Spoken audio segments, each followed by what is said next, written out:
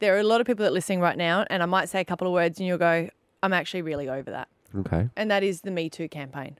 I'm just going to be completely honest. People are seeing the front cover of, you know, the newspaper as in a different person name, and they're just sort of, I don't know, I just feel like they are over it. Yeah. But this all came about for me yesterday, and keep listening because there is a response to that.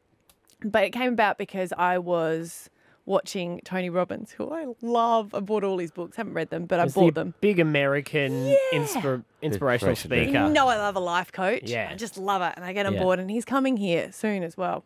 But I'll explain why he's come up. So I got my little note section. I always just scribble down because I used to love English at school. So I made a little note about this. Okay. Over Easter, I was talking to my friend about the Me Too campaign and how for some the tone has changed. The amount of women that have come forward have seemed to have numbed people. It's like that they are over so many people are constantly coming forward rather than being disgusted that so many people have been abused or harassed in the past. Yesterday, I was tagged in a video of Tony Robbins at a motivational seminar criticising the Me Too campaign. Being a bit of a fan, I bought tickets to see him when he's here in Brisbane next month, but his words have shocked me. He said that what you are seeing in the Me Too movement is people making themselves significant by making someone else wrong. I think he may have missed the point, that they were significant before they were abused and they still are after. The Me Too movement isn't trying to get significance, it's pursuing justice and cultural change. Let's make a clear line in the sand and say that it's never about trying to make someone wrong. It's that a small percentage of people have done the wrong and should be made accountable. Tony Robbins also talked down at a sexually abused victim at the event and said anger is not empowerment. And I think it's ironic that we need to explain the definition of empowerment to a man that's made millions off selling the idea. It's defined as the process of becoming stronger and more confident, especially in controlling one's life and claiming one's right. So to get this straight, he's saying that to be angry and to make a stand against abuse is not empowerment, but to be silenced at the hands of it, like so many women have done in the past, is. He said the movement could have unfavourable consequences for women in the workplace. He gave an account of a friend, one very famous, very powerful man, he claimed, who had confided in him recently that he hired a male candidate over a better qualified woman because the woman was attractive and he knew he couldn't have her around because it's too big a risk. What? That's basically saying the man couldn't control his behaviour and other people in the workplace, and they forgot right or wrong because an attractive woman was around. And newsflash for you, Tony, abuse doesn't happen to your so-called only attractive women. I'm worried that if someone so influential can be so confused, I wonder how many people still are about the movement. I've heard comments from men and friends saying you can't even flirt anymore, or you can't say anything to women anymore. And yes, you can. No one's campaigning on the streets against flirting or comments. But here is the thing. The more I've thought about it, I have to say, men, I actually get it.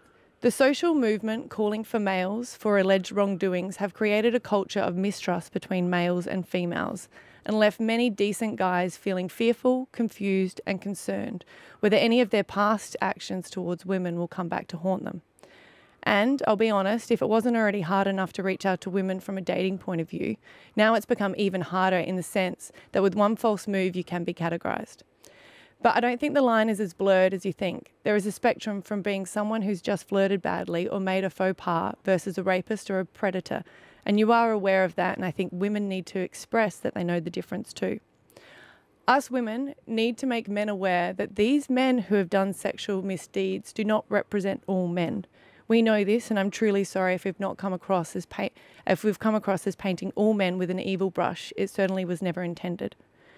We've done interviews with male celebrities, and they've told us that they've been told to keep their mouth shut about the Me Too movement, and I disagree. You guys can be as peeved off as the predators as we are. But for us to move forward and heal as a culture, I'll ask all the men not to turn your back on interacting with women at a time when we need quality men. The end. You've always got to say the end. You got to say the end.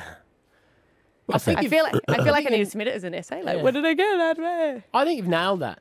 I think 100% what you've said there is true. And that is, as men, we need to recognise our actions, but also not be fearful of talking to women, interacting with women and cutting them off because we're like, oh, well, I could end up in the Me Too campaign. You know? And I think we have gone down a track as well as men where we've gone, well, I don't know what to do anymore.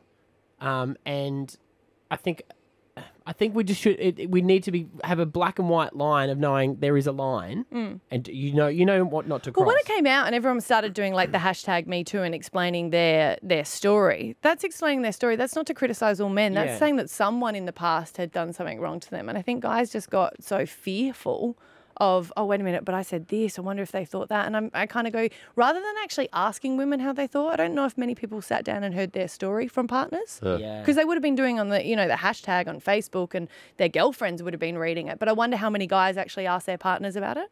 Yeah. Also, too, I think there's a lot of men that came out and said, "Oh, I hate being a man," or "I wish I wasn't a man," or "I apologize for being a man," because it's actually not men. It's a select group of men who are doing it. It's not, and they like don't represent you men. guys. No. Not all men are out there doing it, and there's a small percentage who aren't. It's actually the other way around. Yeah.